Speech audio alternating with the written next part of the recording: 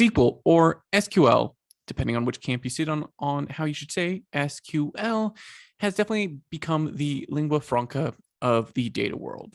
Over the last multiple decades, it's further cemented its hold on everything we do when it comes to analytics. It's withstood the test of time. There has been many other solutions and languages and just processes that we've set up to try to process large amounts of data, but everything always seems to go back to SQL. Even when Google tried to develop their own, what they're now calling legacy SQL, they eventually had to go back to ANSI SQL because most people, when it comes to working with data, know standard SQL. And whether you're a data engineer, a data scientist, or a data analyst, you will likely need to use it at some point in your role. So how do you improve your SQL skills?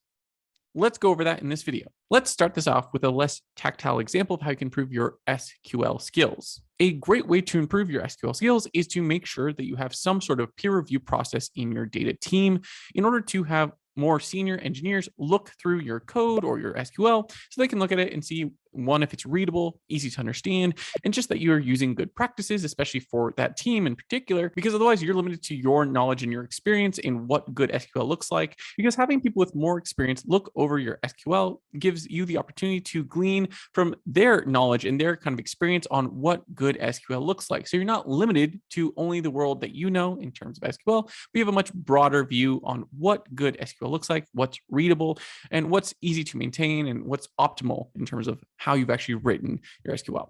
So that is definitely less tactile. Like the next few examples are going to be clear examples that you can implement in your code today in how to write better SQL. But I think that's where a lot of this will start, because you're going to pick up all of these little things that they do to try to improve their SQL for other people to read in the future. Let's start with this first example, which is avoid the double negative. You make a meaningful and crucial contribution to everything you do you not? Wait, I'm sorry, do I not? Are you asking if I do that or if I don't do that? This is amazing. Let's look at an example of what this looks like. Let's say we have a flag that's called is not active flag.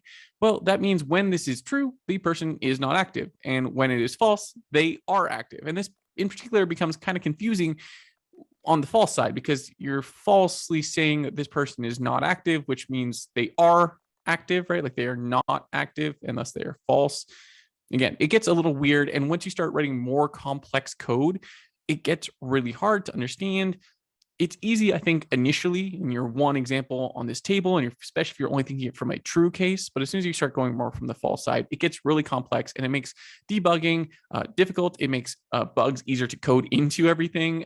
It's just a bad habit, whether you're programming normally in Python or you're doing SQL. In general, avoid the double negative. For the next example, we're going to talk about tabs. And no, we're not talking about, 3 spaces versus tabs. We're just talking about tabs in your SQL code. Use them in the right way and use them consistently. How people use them, we're going to go through a few examples as I'm talking. You can put tabs, usually, at least my example is you'll put, like, for example, select, and then your columns will be tabbed over, and then your from will not necessarily be tabbed over. A lot of your clauses won't be tabbed over until they are then nested or in a CTE. Then you might tab the whole thing over. But all of this is just one example of how you can tab it. Some people like to tab over the where clause. Some people don't. The key here is to make sure that, one, you pick a tab style that is clear, that most people could see and break out. Like, okay, this is the select part of the clause.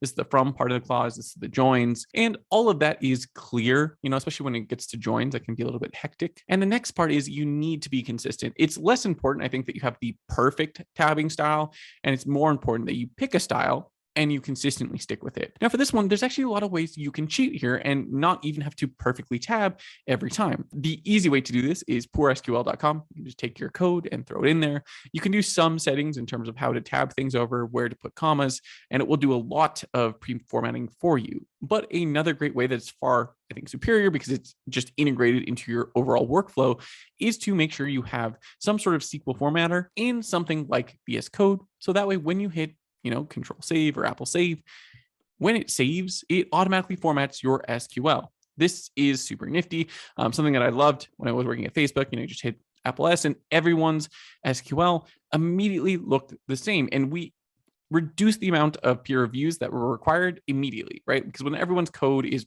perfectly the same and no one's arguing on what the perfect formatting style is, you're no longer having to send code back and forth for review because of some tab that's not perfect or something that's a space instead of a tab. These small differences that become very problematic in a larger code base, especially when you're trying to like migrate large code bases. So this is a super nifty way that you can help manage your tabs in a way that's consistent and that everyone agrees with at your company.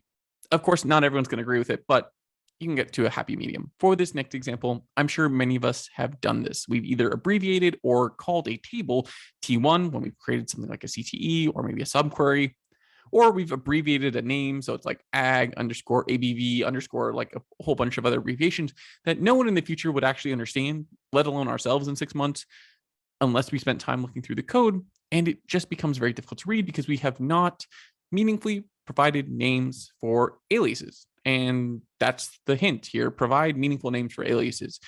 There is some argument about how long names should be, but I think it's often better personally to be verbose and accurate versus trying to be really succinct and maybe hide some information that people might not understand. There might be some general abbreviations that your team has overall agreed upon, but other than that, I'm a fan of fully calling out what something is and then naming it as such. So for CTEs, as you're creating these common table expressions, make sure you provide them meaningful names. Like, what is the population? Like, oftentimes we're creating a population of people or maybe of events. Call it what those events are. Like, what is it that you're filtering out? What type of events are you doing here? Same thing with column aliases. Make sure you kind of tell, like, what's this metric? Usually, I think that's one of the big places we put, AVG or average or something like that.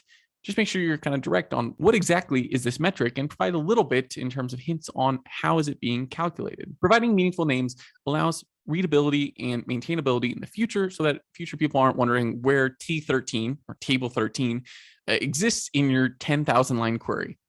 Especially once your queries are getting long, it really is a massive help for anyone having to go through and read your long queries. Those were my quick tips on writing better SQL. If you have your own, please do share them below, because I think a lot of people who are kind of growing in their journey of being, again, data analysts, data engineers, and so on, are constantly looking for ways to improve their SQL and just their overall technical code ability. So put them in the comments below, because I'm sure someone in the future will be helped by them. Thanks so much for watching this video.